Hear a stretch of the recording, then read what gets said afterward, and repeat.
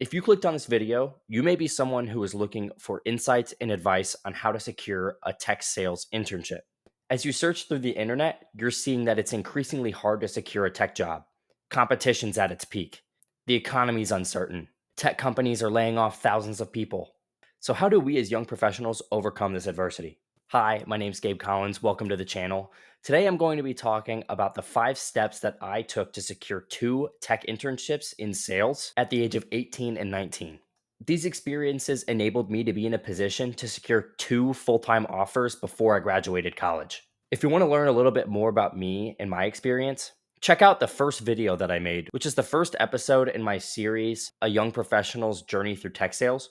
I give a quick introduction about who I am, where I'm at, and where I'm headed. Now, let's get back on track. The 5 steps that I took to secure 2 tech sales internship positions. The first tip that I have for anyone trying to get into tech sales or is interested in it is to learn tech and learn the foundations of sales. A few tech topics you can learn to start out are Internet of Things, cloud, cybersecurity, data center, generally just the internet and how our devices interact with each other. It's also a good idea to check out AI, as it's probably the forefront of all tech innovation as we are right now in 2025. In terms of the sales basics, become dangerous in understanding sales foundations. This includes what a sales cycle is, running discovery calls, asking impactful sales questions, where does sales fit into the overall business strategy, and maybe dabble into topics like cold calling and negotiations. What does the preparation of these 2 topics do for us?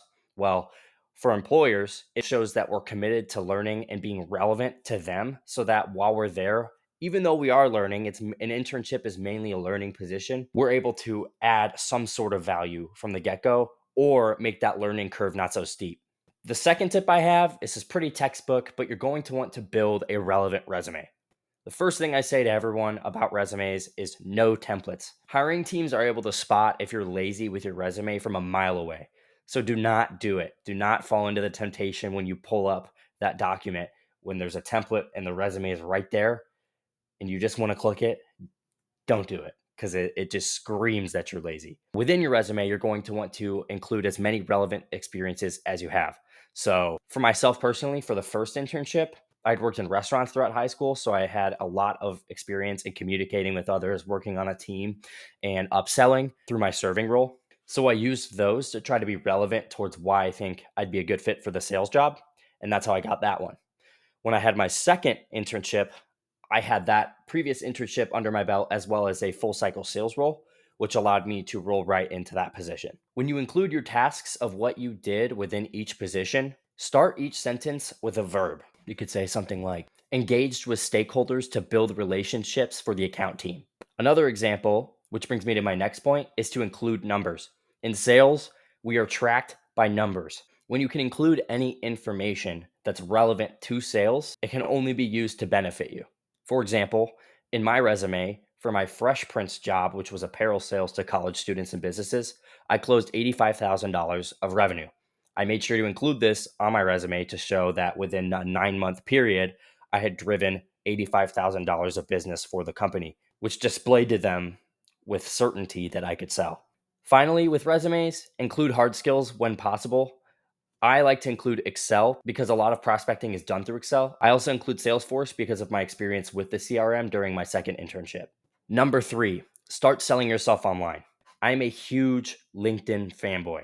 I love LinkedIn. And if you're in sales, you probably should too. LinkedIn is the #1 B2B hub for salespeople to connect with each other and connect with possible prospects. What I did to start out was I made sure to update my page with relevant experience. Basically, I copied and pasted straight from my resume to my LinkedIn. I also made a short bio about myself and some action statements about what I've done and what I like to do, and then made a relevant headline. I then started posting monthly about topics I was learning that could be relevant for prospective employers. So when I was first learning sales, I was sharing a lot of insights about sales basics that I've learned. Now that I'm a little deeper into the weeds, I like to share tech information that I'm learning and insights about a conversation I may have had with a prospective client. Doing this elevates your game and shows that you're taking initiative before you even start an internship. So I challenge you to share 1 or 2 things a month about what you're learning. The final thing I have to say with LinkedIn is to connect with as many people as you can. connect with people in roles that you're interested in, or at a company that you're interested in working for. Doing so enables you to have conversations with these people, ask them for advice, and possibly get referrals down the line. This leads me to my next point. Number 4, focus on applying to internships as much as you can, but network harder. This goes hand in hand with LinkedIn. Make sure you're applying on companies' websites, on LinkedIn, on Indeed, on ZipRecruiter, anywhere that you can. Be applying for these internships to give yourself the greatest chance of being seen. But when you find a place that you're considering working for, connect with the sales development representatives, the account executives, and any recruiters on LinkedIn. When you do this, you're able to ask them for advice. When you reach out to them through their LinkedIn inbox, I like to send them a short, simple message. Hey Gabe, I'm exploring tech sales and saw you landed an internship with Dell. Would love to hear how you secured that job. This message is direct and to the point and expresses interest in being taught. A lot of people like to give advice to others, and putting yourself in a position where you are saying, teach me, is really good for your chances of being taught and then possibly getting a referral, like I said before. A tip, though, is to always ask for advice and not a referral. If you don't have a solid connection with this person, asking for a referral may seem like a quick transactional interaction, and that person may feel used. Make sure you focus on nurturing that relationship first, and if done well, the referral will be the next natural step. The final step, step 5, is to interview like a pro. Sales interviews tend to be different than a lot of other industries. They want to see if you can think on your toes. They want to know that you're dedicated because sales is so competitive. You need to be able to differentiate yourself. You may be asking yourself right now, how do I get into a position where I can think on my toes, where I do feel confident in overcoming objections and telling stories? It's all in preparation. I probably spent 10 hours preparing for the 3-step interview process with Gartner. This gave me the confidence to be able to think on my feet, respond well, and hold a presence that felt confident. How do you prepare? The first thing that I think is a universal interview practice is behavioral questions. You want to be able to prepare for behavioral questions. These tend to be easier than you really think, but they're so easy that you can get messed up. Behavioral questions look like, what was a time you overcame adversity? Give me a story about how you worked on a team to achieve a goal. Tell me about a time you didn't hit a goal. Although straightforward, they want to see that you're able to give a concise, structured answer and tell a story. This brings me to my next point. Practice the STAR method.